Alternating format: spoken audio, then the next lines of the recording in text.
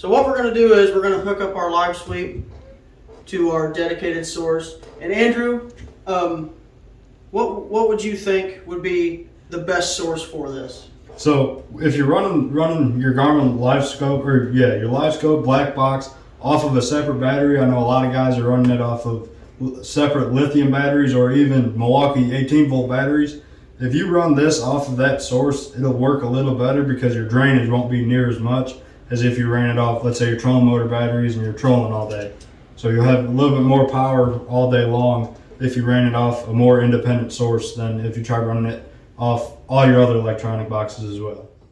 So what we're going to do is we're going to go ahead and hook this up. Now, when you hook up your black box or your board here, make sure that your source is not hot. We don't want to connect it hot. So what we're going to do first is we've got our positive and negative, and as you can see on the board here, 12 volts your positive, ground your negative. You'll have a green wire, a positive 12 volt green wire that runs to the positive side of the board. We'll tighten that down. Now we're going to hook up our harness. So you have a red wire that says 2 motor positive, 2 motor. Left side or the right side will be your positive. Tighten that down. And we have a 2 motor negative. It's a black wire. That will go on the left side. 2 motor negative. Go ahead and put that in. Tighten that down. Now, these other 2 wires here, you have a limit up. That goes to your limit up switch here. Go ahead and put that in. And we have a limit down, which goes to your limit down switch.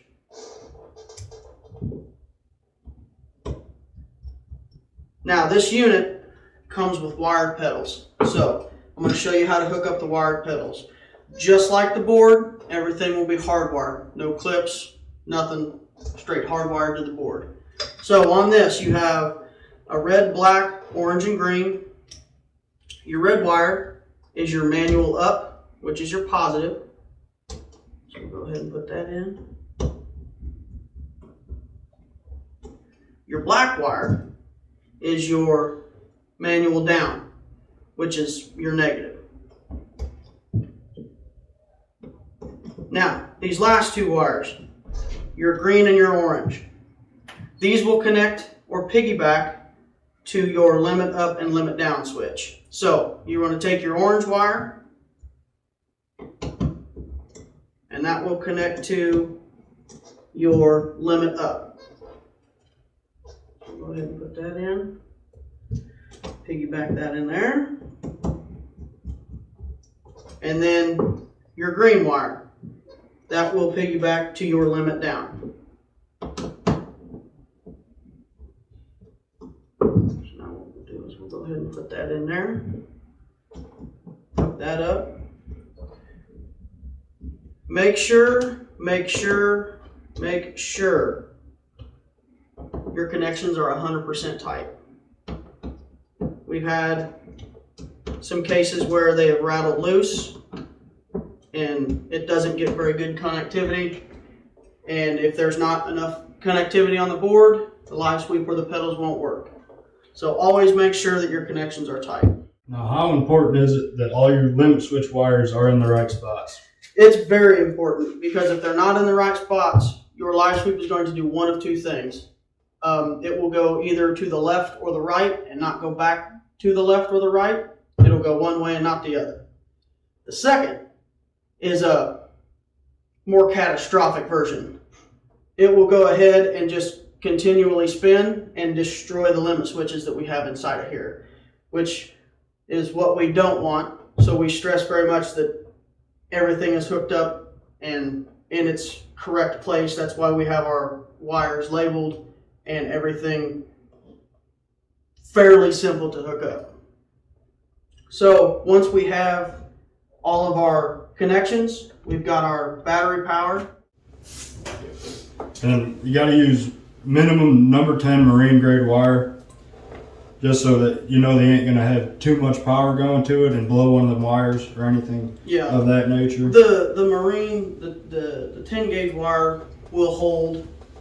It's about the best wire that we recommend. Yeah. Most marinas or boat shops that rig electronics, that's what they use.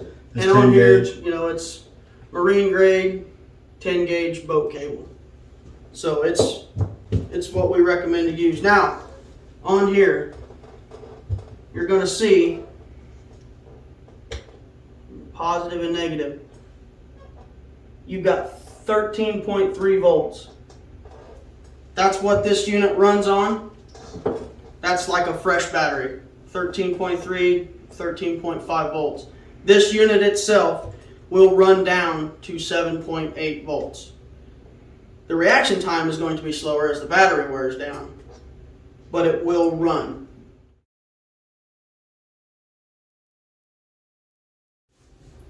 We're also going to show you how to remarry or repair your fob to your board. Yeah, so if I'm rigging a boat and I put this black box in, get it mounted where I want, and for some reason I hit this button that says do not push, I'll hit it right now.